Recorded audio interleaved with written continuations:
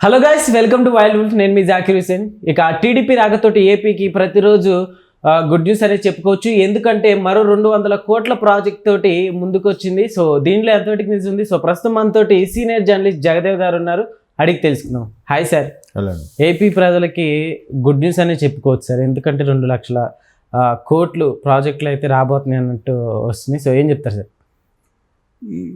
ఇది ముందు నుంచి కూడా ఎక్స్పెక్ట్ చేసిందేనండి. ఎందుకంటే ఇప్పుడు అవన్నీ కూడా 2014 నుంచి 19 మధ్యలో వచ్చినవే. అందులో నాకు తెలిసి ఆ 2 లక్షల కోట్లలో 1,00,000 కోట్లు పెట్టుబడులు ఏవైతే ఉన్నాయో 14 నుంచి 19 మధ్యలో వచ్చినవే. ఏదైతే 19 తర్వాత అన్నగారు జగన్మోహన్ రెడ్డి గారు అధికారం చేజిక్కించుకున్నారో ఒక్క ఛాన్స్ అంతో జనాలు కూడా సరే ఒకసారి ఇద్దామన్నట్టు చూశారు. అంటే ఈవెన్ నేను కూడా అనుకున్నది ఏంటంటే ఈయన మంచి బిజినెస్ ఎంటర్ప్రీనర్, మంచి యంగ్ ఎంటర్ప్రీనర్, బిజినెస్ పరంగా కొంచెం ఆలోచిస్తాడు, ఈయన పెట్టుబడులు పెట్టిస్తాడు, తెస్తాడు, ఈయన కూడా బిజినెస్ ఈయన డెవలప్ చేసుకుంటూ రాష్ట్రం కూడా డెవలప్ అవుతుంది, ఏముందిలే అనుకున్నాం. అదేమీ లేదు, బిజినెస్ లేదు, పెట్టుబడులు లేవు, డెవలప్మెంట్ లేదు, కేవలం పథకాలు నేను ఇస్తున్నాను, మీరు తీసుకొని దీంతోనే బతకాలి, మీరు డెవలప్ అవ్వద్దు, నేను ఇచ్చిన అమ్మఒడి, గోరుముద్ద, నానబడి ఇవన్నీతోనే బతకాలి. డబ్బుకి అలవాటు చేసేసారు సార్ జగన్మోహన్ రెడ్డి. అక్కడే ఉండాలి. మీరు సొంతంగా మీరు ఒక కంపెనీ పెట్టుకోకూడదు, మీరు సొంతంగా ఒక పెద్ద సాఫ్ట్వేర్ కంపెనీ ఎంప్లాయ్ అవ్వకూడదు, మీరు సొంతంగా డెవలప్ అవ్వకూడదు. మీరు ఎప్పుడు నేను రాజుని, మీరు నా ప్రజలు నా బానిసలు అన్నట్టుగానే ఉంది కాన్సెప్ట్. ఉద్యోగాలకి వేరే స్టేట్లకి వెళ్ళాలి, ఏముండదు. ఎందుకు? డబ్బులు ఇస్తున్నాను కదా బతకడానికి, సరిపోతలేదా? రోజు 3 పూటలు గెంజి తాగుతావు కదా, చాలు కదా. నువ్వేం కాదు కొద్దిగా రిచ్గా పంచపక్ష పర్వణాలు తినాలంటే ఎక్కడ దోపిడీ చేయాలి, లేదంటే పక్క రాష్ట్రంకి వెళ్ళాలి. అది కాన్సెప్ట్. సరే, ఇట్లా ఇవి ఎందుకు చెప్తున్నానంటే, అంటే ఇది సగటు మనిషి ఆవేదన. అక్కడ ఆంధ్రప్రదేశ్ లూలు మాల్ మనకి ఇక్కడ హైదరాబాద్లో పెట్టారు. దీని మీద ప్రత్యక్షంగా పరోక్షంగా కొన్ని వేల మంది బతుకుతున్నారు. ఇది వైజాగ్లో పెట్టాల్సిన లూలు మాల్. ఏది? చంద్రబాబు నాయుడు గారు ఇక్కడ మన హైదరాబాద్లో పెట్టాల్సింది, హైదరాబాద్లో పెట్టింది, వైజాగ్లో పెట్టాల్సింది. అది అన్నగారు ఇది చంద్రబాబు నాయుడు గారి హయాంలో వచ్చిందా? వద్దు సార్, అలా కాదు సార్. చంద్రబాబు నాయుడు గారి హయాంలో వచ్చింది ఏది రాష్ట్రంలో ఉన్నాను వీల్లేదబ్బా, తిన్నా పర్వాలేదు, ఉన్నది వెళ్ళిపోవాలి అంతే. కియా ఉంటే ఉండండి, లేదంటే వెళ్ళిపోండి. జాకీ ఉంటే ఉండండి, లేకపోతే వెళ్ళిపోండి. అడిడాస్ లేదంటే శ్రీ సిటీలో ఎంఐ, ఏది చూసుకున్నా ఆఖరికి ఏంటంటే పార్లే బిస్కెట్ ప్యాకెట్స్, ప్రతిదీ. సో అవన్నీ మరలా ఇప్పుడు క్యూ కట్టి వీళ్ళు కూడా అప్రోచ్ అవుతున్నారంట. ఇది డెవలప్మెంట్ టీం కానీ లేదంటే మన లోకేష్ గారి టీం కానీ వీళ్ళు అప్పుడులో ఇలా వచ్చారు కదా, వెళ్ళిపోయారు. ఇప్పుడు మరలా మేము సింగిల్ పేజ్ డాక్యుమెంట్ ప్రకారం డీడ్స్ అన్ని క్లోజ్ చేస్తాం, మీరు ఇమీడియట్గా పెట్టండి, మీకు దీంట్లో కొన్ని రాయితీలు అవసరమైతే ఇప్పిస్తాం, అంతే కదా. ఎవరికైనా ఎంత తక్కువ పెట్టుబడికి పెడితేనే అంత ఇది అనేది ఆలోచిస్తారు. ఇప్పుడు టీసీఎస్ మరలా వైజాగ్లో పెట్టడానికి డిసైడ్ అయింది. అలాగే మిగతా సాఫ్ట్వేర్ కంపెనీలు కూడా వస్తున్నాయి.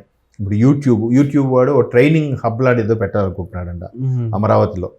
అది మైక్రోసాఫ్ట్ వాడు ఇలాగ ఒకదాని. మొన్న లోకేష్ గారు కూడా అక్కడ అమెరికాలో వెళ్తే అమెరికాలో ఉండే ప్రవాసాంధ్రులు అందరూ కలిసి మీటింగ్ పెట్టుకొని, బాబు మీరందరూ ఒక్కొక్కరు కంపెనీకి ఎండీ పొజిషన్ ఉన్నారు, కొంతమంది కంపెనీలోనే మంచి పొజిషన్లో ఉన్న వాళ్ళు ఉన్నారు, సీఈఓ స్థాయిలో ఉన్నారు, మీరందరూ కూడా మీకు చేతనైన పెట్టుబడులతో రండి. మీరు ఇప్పుడు సమ్ ఎక్స్ అనే కంపెనీలో మీరు ఒక సీఈఓ, సో మీరు ఇక్కడ ఒక బ్రాంచ్ స్టార్ట్ చేయండి, వైజాగ్లో, అమరావతిలో, లేకపోతే నెల్లూరా, ఎక్కడ మీకు కంఫర్ట్ అంటే అక్కడ ఒక బ్రాంచ్ స్టార్ట్ చేయండి. సో బ్రాంచ్ స్టార్ట్ చేయడం వల్ల చిన్నగా బ్రాంచ్ స్టార్ట్ చేస్తే ఒక 10 మందికి 20 మందికి ముందు ఉపాధి కలుగుతుంది. ఆ 10-20 మందికి పరోక్షంగా మరో 10-20 మందికి జరుగుతుంది. ఇది ఒక చిన్న ఎగ్జాంపుల్ చెప్తున్నా. ఏది? ప్రవాసాంధ్రుడుగా వెళ్ళి వాడు ఒక కంపెనీలో చిన్న స్థాయి నుంచి పెద్ద ఉద్యోగ స్థాయికి వెళ్ళి ఒక కంపెనీ పెట్టుకుని, లేదా కంపెనీకి సీఈఓగా అయితే, మీకు మహర్షి సినిమా చూసారా?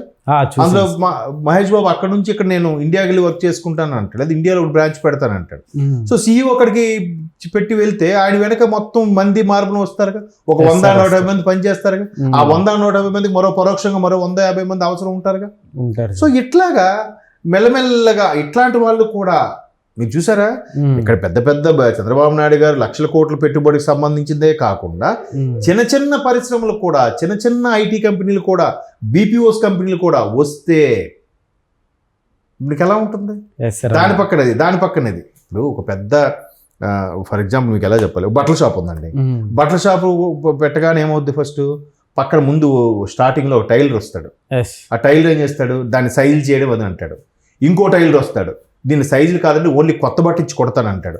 ఆ టైలర్కి అమ్మడానికి దారం, రీల్స్, థ్రెడ్స్ అమ్మే షాప్ వస్తాడు. ఆ షాప్ పక్కన మళ్ళీ బటన్స్ అమ్మే షాప్ వస్తుంది. మీకు అర్థమవుతుందా? వీటన్నిటికీ ట్రాన్స్పోర్ట్ గా ఒక ఆటో వాడో మినీ వాడో వస్తాడు. వీళ్ళందరికీ ఛాయ్, కాఫీ కూడా ఛాయ్ పాయింట్ వస్తాడు. ఇవన్నీ పరోక్షంగా డెవలప్మెంట్ అయ్యే, నలుగురికి ఉపాధికి జరిగేవి.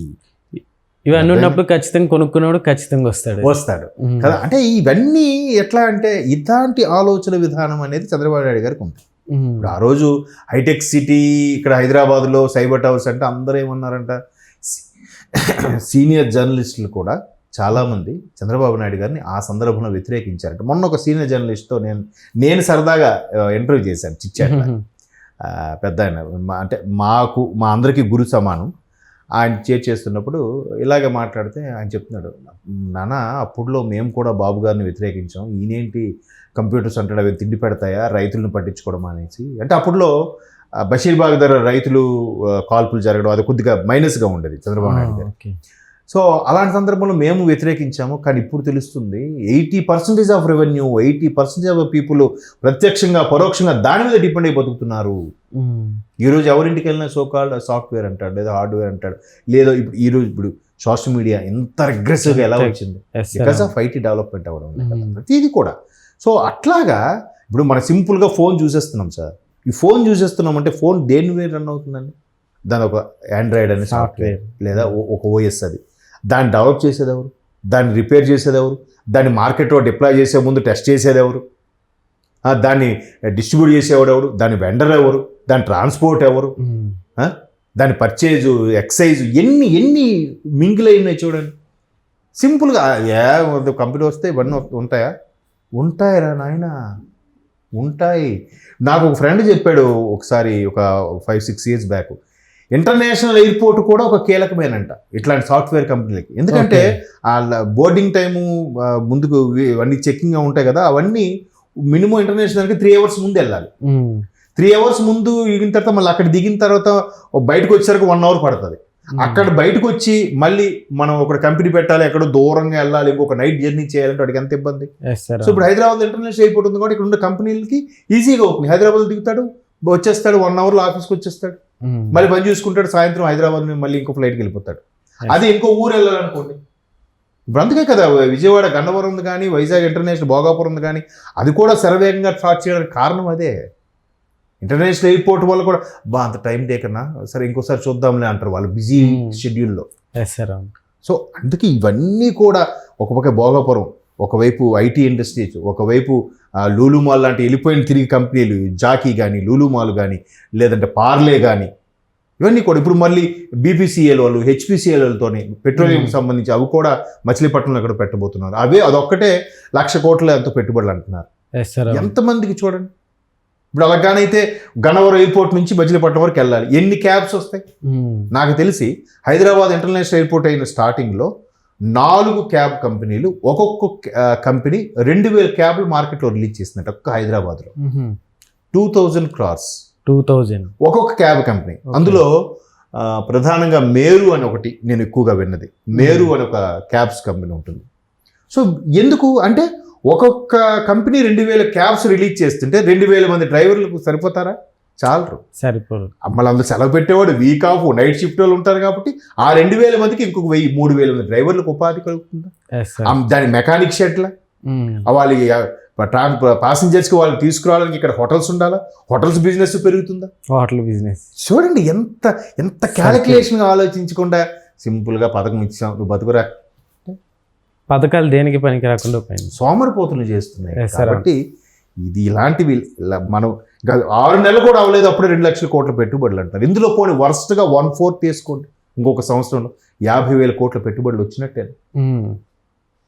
అది ఆలోచించాలి. అందుకే చంద్రబాబు నాయుడు గారిని విజనరీ ఉన్న నాయకుడు అనేది. Visionary leader. అది ఇంకా ఎప్పుడు అర్థం చేసుకుంటారో చూడాలి జనాలు. Okay sir, thank you.